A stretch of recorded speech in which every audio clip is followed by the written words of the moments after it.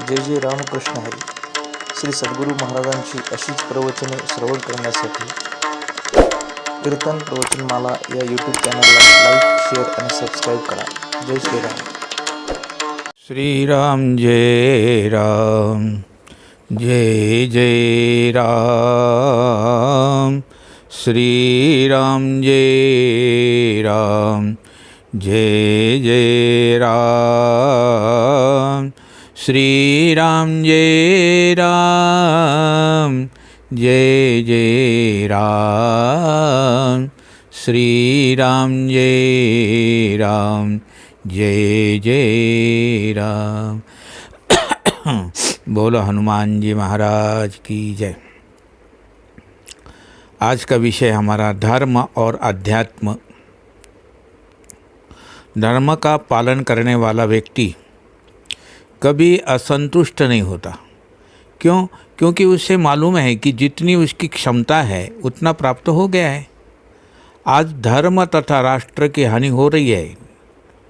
हम स्वार्थी हो रहे हैं.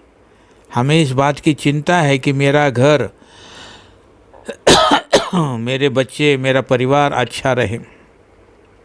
परंतु ये भाव भी तो आना चाहिए कि हमारा समाज और राष्ट्र अच्छा रहे. सूर्य देव का धर्म है उष्णता प्रदान करना.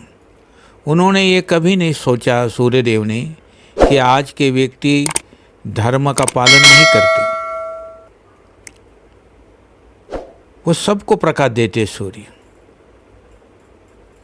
लेकिन आज जो व्यक्ति है वो धर्म का पालन नहीं करते हैं, तो उन पर आक्रोश व्यक्त करने के लिए वो सूर्य नारायण कभी ये नहीं सोचा कि मैं भी अपने धर्म का परित्याग कर दूं.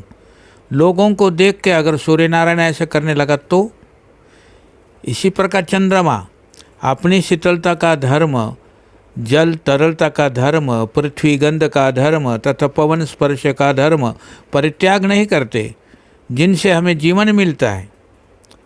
कहने का मेरा आशय ये है कि परमात्मा द्वारा प्रदत्त पंचभूत कभी अपने धर्म का परित्याग नहीं करते, बल्कि वो जीव का रक्षण करते हैं. यदि मानव भगवान को प्राप्त करने के लिए आतुर हो तो वो सन्मार्ग पर चलता हुआ श्रेय को प्राप्त कर लेता है. धर्म मनुष्य का सहयोगी, साथी और मार्गदर्शक है, किंतु आध्यात्मिकता का इससे ऊंची अवस्था है. वो इन सब से एवं धर्म अधर्म से ऊपर उठाती है तथा भाव समाधि में हमें पहुंचा देती है. यदि सुख सुविधा के अवसरों पर ही धर्माचरण किया जाए और प्रतिकूल अवसर पर इसका पालन न किया जाए तो वो धर्माचरण की कसौटी पर सफल नहीं माना जा सकता. धर्म का पालन करने से मनुष्य की साधारण कामनाएं पूर्ण हो जाती है और वो महान भय से तर भी जाता है. परंतु धर्म का पालन जैसा होना चाहिए वैसा नहीं हो रहा है, क्योंकि हमारी कामनाएं विपरीत विकराल होने के साथ साथ बलवती होती जाती है. धर्म की व्यावहारिकता का परिचय अहम भाव से शून्य समर्पण में ही है. ये समर्पण समाज के प्रति प्रारंभ होता है और उसका पर्यवसन परम तत्व पर होता है. देखो, मनुष्य की प्रकृति में परिवर्तन अध्यात्म की सबसे बड़ी उपलब्धि है. यदि ऐसी उपलब्धि वंदनीय न होती तो लोग रत्नाकर को भी कभी महर्षि वाल्मीकि के रूप में नहीं देख पाते. उल्टा नाम जपत जग जाना, वाल्मीकि भये ब्रह्म समाना.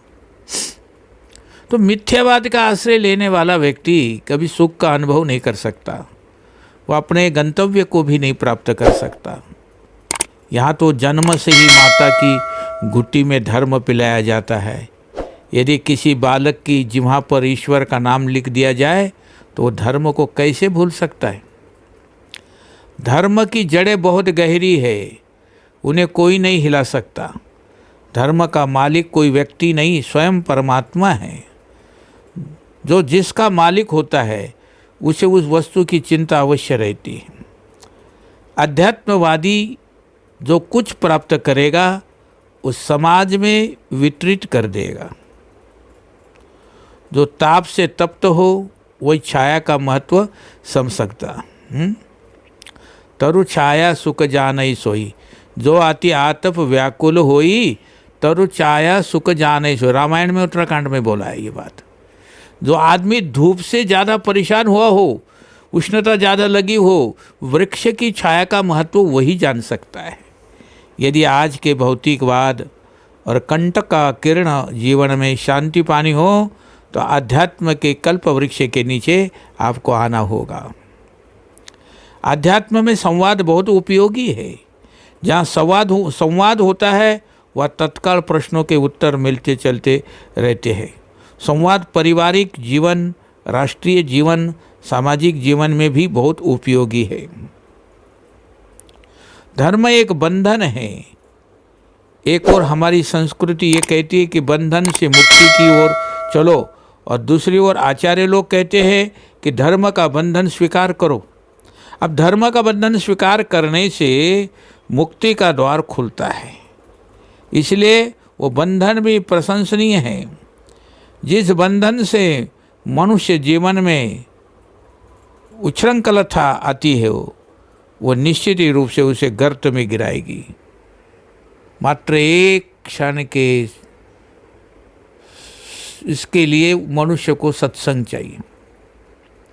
एक घड़ी आधी घड़ी, आधी में पुनियाद, तुलसी संगत साधु की कटे कोटि अपराध। मात्र एक क्षण के लिए श्रवण सत्संग की फलश्रुति 7 स्वर्ग और मोक्ष के सम्मिलित सुख से भी अधिक महिमावान है। तात स्वर्ग अपवर्ग सुख धैर्य तुलाय का अंग, तुलन ताही सकल मिली, जो सुख लव सत्संग। सुंदरकांड में सत्संग की भी महिमा भी गंगा होती है। जो लोग गंगा में न नहा सके, वो सत्संग की गंगा में स्नान करें। सत्संग की गंगा में स्नान करने से पाप, ताप और दैन्य सभी नष्ट हो जाते हैं। श्री राम जय राम, जय जय राम। श्री राम जय राम, जय जय राम। श्री राम जय राम, जय जय राम।